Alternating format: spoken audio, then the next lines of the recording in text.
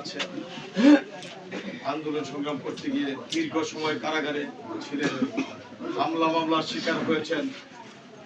আপনার আমার প্রিয় মানুষ কলমাকান্দা মাটির প্রিয় সন্তান জনাব এস বংশীল পাইলটকে প্রকাশ করছি। এটা আসলে বক্তৃতার বক্তব্য না, তিনি আস্থার প্রতীক, ভালোবাসার প্রতীক ছিলেন সেই নেত্রী, আমাদের প্রিয় নেত্রী দেশনেত্রী এবং খালেদা জিয়া গত ডিসেম্বর মাসের 30 তারিখ মহান রাব্বুল আলামিনের ডাকে সারা দিয়ে ইন্তেকাল করেছেন। ইন্না লিল্লাহি ওয়া ইন্না ইলাইহি রাজিউন। আমরা আমাদের সেই নেত্রীর যদি আত্মার শান্তি কামনা করি, মহান রাব্বুল আলামিন ওনাকে মুকুন্ন হয়েছে।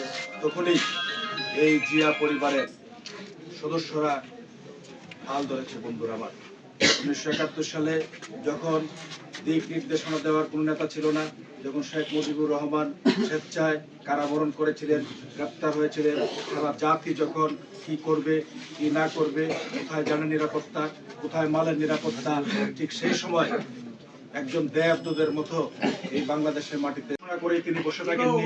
তিনি সম্মুখ সমরে সেক্টর কমান্ডার হয়ে বাংলাদেশের স্বাধীনতা যুদ্ধে অংশ নিয়েছিলেন। বন্ধুরা আমার, তিনি তার স্ত্রীর কথা ভাবেন নাই, তিনি 2 সন্তানের কথা ভাবেন নাই। বন্ধুরা আমার, সেদিন এই হাজার হাজার ছাত্র জনতা, হাজার হাজার নেতা কর্মীর মধ্যে তিনি একটি কথা বলেছিলেন, সততা নিয়ে আমি কাজ করতে চাই, কথা নয়, আমি ব্যারিস্টার কায়সার কামাল কাজে বিশ্বাস করি। সেই কাজ আপনারা ইতিমধ্যে লক্ষ্য করেছেন। উনি অসংখ্য মানুষের চিকিৎসা দিয়ে যাচ্ছেন। প্রতিটি ইউনিয়নে প্রধানমন্ত্রী হয়, আমরা উনাকে অনুরোধ করব ব্যারিস্টার কায়সার কামাল সাহেবকে মন্ত্রী বানানোর। বন্ধুরা, আমরা এটাও বিশ্বাস করি বাংলাদেশের 300 আসনের মধ্যে যে কোনো আসনের তুলনায় এই কলমাকান্দা দুর্গাপুরে অনেক বেশি মানবিক কাজ হবে, অনেক বেশি উন্নতি হবে, উন্নয়ন হবে ইনশাআল্লাহ।